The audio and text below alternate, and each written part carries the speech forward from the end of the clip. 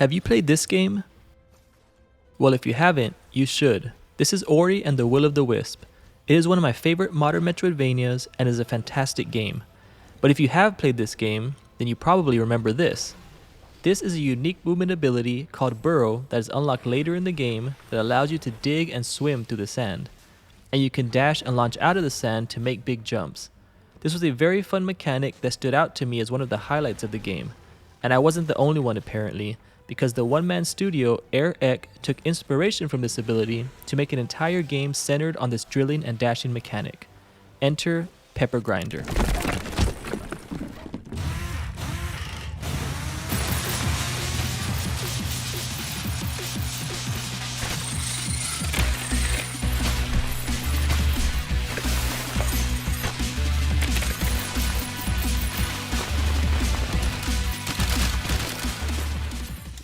When I was first made aware of Pepper Grinder, I was immediately intrigued, but I was fully on board when I found out that it was picked up by publisher Devolver Digital. Devolver Digital knows how to pick them, and I find that their choice in games often align with the type of games I vibe with. So I have been looking forward to this game ever since their collaboration was announced back in November of 2022. Pepper Grinder was released on March 28th of 2024 for the Nintendo Switch and PC, and it's an indie game in the truest sense of the word. It was created by a single dude named Riv Hester. From the little I know of game development, making and releasing a game seems like a small miracle.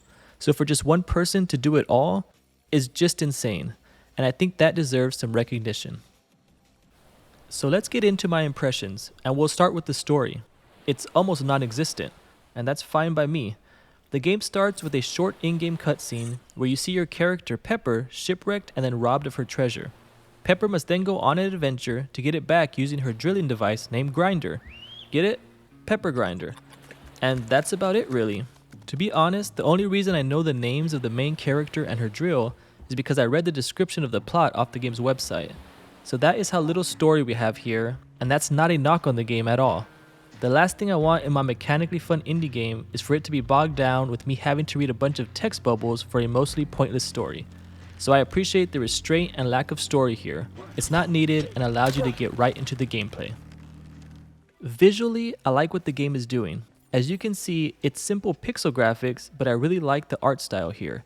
Each of the 4 worlds you encounter has its own unique theme and environment that changes things up, and the game has a lot of moving parts that look great in action and have responsive animations when you interact with them. The simple graphics also allow the game to run very well. I played on the PC and on my Steam Deck, and on my Steam Deck OLED, I got a solid 90 FPS throughout the entire game. Now let's get into the good stuff, the gameplay. So if you have seen any gameplay of Pepper Grinder, then you probably have a pretty good idea of what this game is, but I can give you a quick overview. So here we are in the world map. This game takes a lot of inspiration from classic platformers, including 2D Mario games here. Each world has 3 to 4 levels with a boss battle at the end, and each world contains an additional level which can be unlocked by purchasing a key that can be found at each world's in-game shop. I think the first level of the game is a really good introduction to what you will be doing. So let's jump into it and just go over the basics. Here we are in level 1-1. A is to jump and left stick moves, and also controls the direction of your drill. This is important as you need your drill to be facing the correct direction to attack enemies and start drilling in the right direction. You hold trigger to activate your drill. You can destroy vases and boxes with your drill to collect jewels, which can be used in the in-game shop to customize your character a little bit. And here is the fun part, the drilling. You hold trigger to start drilling and then control your character's direction with the left stick. You cannot control the speed that you move while digging, but you can make pretty tight turns and you launch out of the sand when exiting. The game really nailed the feel of this. It can be a little difficult to control your character while digging at first, but you quickly adjust and it just feels so good to control.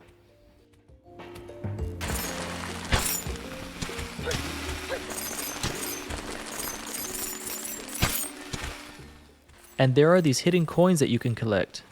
There are 5 coins in each level which are used to purchase the key needed to unlock the additional level in each world.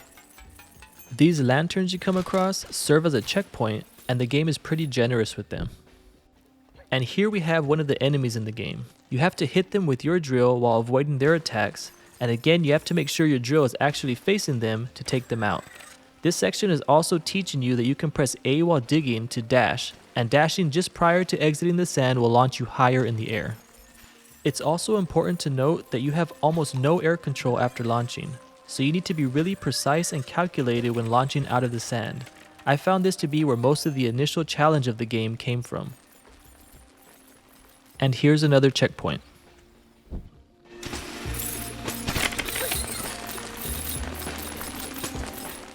This shows how you can interact with certain objects using your drill.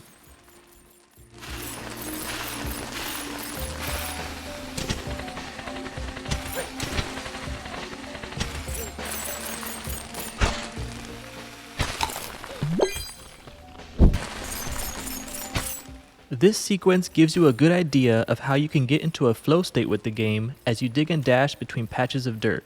It feels great. And just note, the game does become significantly more difficult later on, requiring even tighter control of your character and more precise jumps between terrain. You will sometimes encounter these combat room type areas where you have to kill all the enemies before progressing. This one drops a key which you can grab with your drill to unlock the lock here.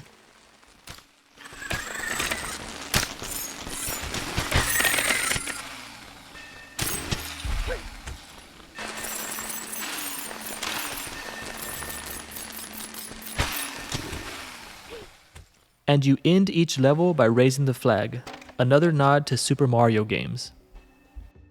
So that's the basics, but that's just the first level. Throughout the game, you will encounter different enemies and will interact with many other objects, such as grappling points that you can swing from, and Donkey Kong style cannons that shoot you across the map. You will also use your drill to control a machine gun and even a mech. There are some simple puzzle areas you will come across, and each world provides different terrain other than sand that you can burrow and dig through. And these different terrains have different properties that have slight changes to gameplay. Each boss battle at the end of each world is unique with their own design and level set pieces, and attack patterns that you have to learn and avoid while using your digging ability to reposition and line up your own attacks. They provide a good amount of challenge and always feel fair. So that's what you can expect to see in the game, but the real joy of this game is how it feels. It just feels good to play. The core mechanic of digging and dashing from one patch of dirt to another just feels so good, and the level design throughout the game is great in that it allows for this fluid movement. Replaying a level you are familiar with and just gliding and dashing your way through can have an almost zen-like feel. You may also notice that the game utilizes some common techniques to create that great game feel. For example, when you kill an enemy, the game has a slight slowdown and screen shake to really drive home the impact. And then the enemy bursts into a very satisfying pile of bones. There are many other examples of similar interactions throughout the game, which makes for a great feeling and responsive experience. Like I said before, each level has 5 hidden coins to collect, but they also have 3 trial times you can go for. The hidden coins are not too difficult to find. You really just have to pay attention to cracks in the environment and areas just slightly off the main path.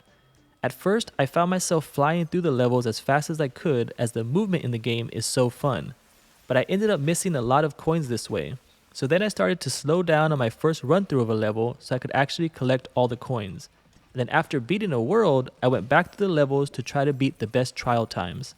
I appreciate that the game gives you reason to both take it slow and fully explore each level to find the hidden coins, but also encourages fast movement through the use of digging and launching mechanics to get the best times. Although I really enjoyed my time with this game, it was hard not to be a little disappointed with some aspects. My biggest complaint is how little the core movement mechanics evolved throughout the game. They really didn't. Digging underground and dashing and launching around feels amazing, but you don't get any additional movement abilities that build on that. You do interact with other objects that provide unique movement, such as grappling points and cannons, but those are level specific and are not part of your core movement set. In addition, some of the objects you take control of may sound cool at first until you realize that they severely limit your movement ability. For example, when you take control of the machine gun later in the game, you can no longer use your drill for movement. So for a large part of that level, the game basically turns into a run and gun style platformer. These breaks from the game's traditional core movement-based gameplay happens more often in the last third or so of the game, which was kind of deflating. Another minor issue I had, and maybe I'm just dumb, but I had some difficulty figuring out when some enemies were vulnerable to attack and which enemies I could attack head on. Some enemies you can only attack from the bottom, others only from behind, and others only after they have swung their weapon. It's not always clearly defined, to me at least. But let's get back on track here.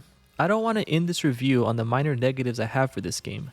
Pepper Grinder is currently sitting at a strong 79 on OpenCritic, and I would put my personal score for the game even slightly higher than that. That's after my about 6 to 7 hour playthrough. That includes collecting all the hidden coins for each level and getting the best time trial times for the first 2 worlds.